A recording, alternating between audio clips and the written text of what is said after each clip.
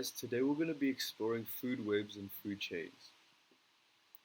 So, food webs and food chains are important concepts in understanding how living things interact with each other within an ecosystem. A food chain is a linear sequence of organisms where each one depends on the organism before it for food.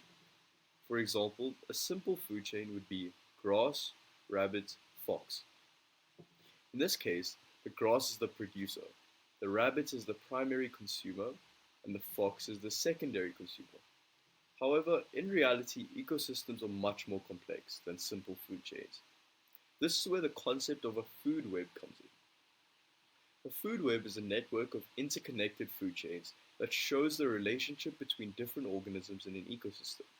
It takes into the account that the it takes into the account that the fact that many organisms have multiple food sources and can occupy different positions in the food chain depending on what they eat. A food chain is a sequence of organisms that are connected by their feeding relationships. At the base of the chain are the producers, which are typically plants or algae. These organisms use energy from the sun to produce their own food through photosynthesis.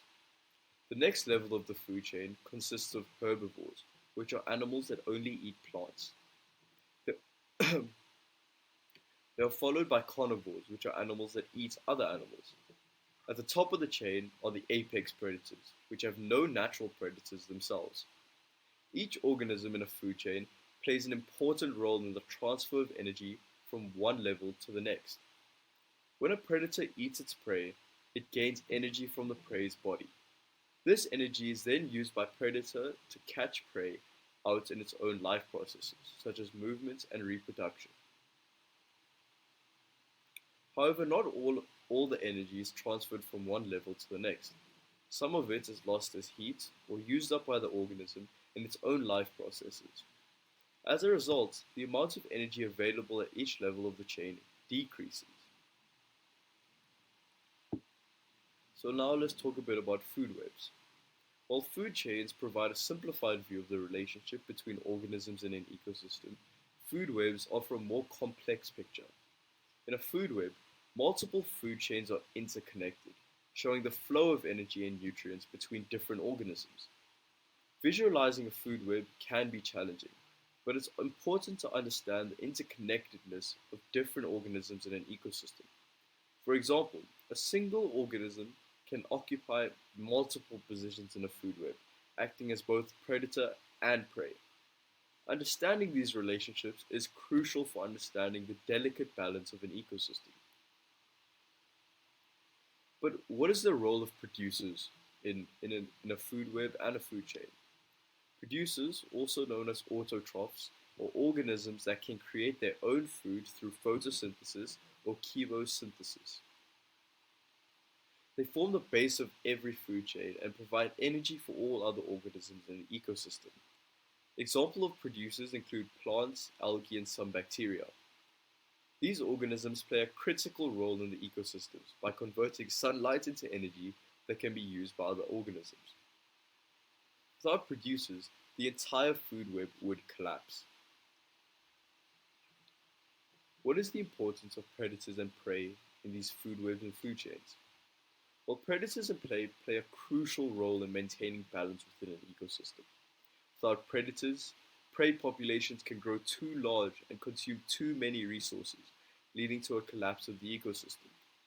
On the other hand, without prey, predators would have nothing to eat and their populations would decline. There are many different types of predators and prey in an ecosystem. Some predators, like lions and wolves, hunt large mammals such as deer and antelope. Other predators, like birds of prey, feed on smaller animals like rodents and insects. Prey animals also come in all shapes and sizes, from tiny insects to large herbivores like elephants and giraffes.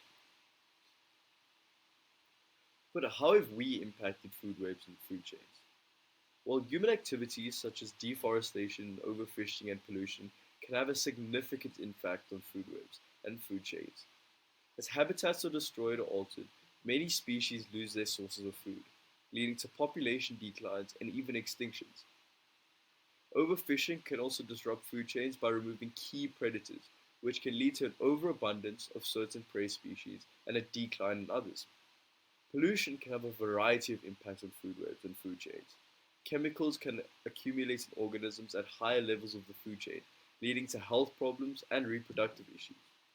Additionally, pollutants can alter the behavior of organisms, making them more vulnerable to predation or disrupting their ability to find food. Fortunately, there are steps that can be taken to mitigate these impacts. Protecting habitats and reducing pollution can help preserve food webs and food chains. Additionally, sustainable practices such as responsible fishing and farming can help to ensure that ecosystems remain healthy and functional. I hope you guys enjoyed today's lesson and learned a lot about food webs, food chains, and how we've impacted there.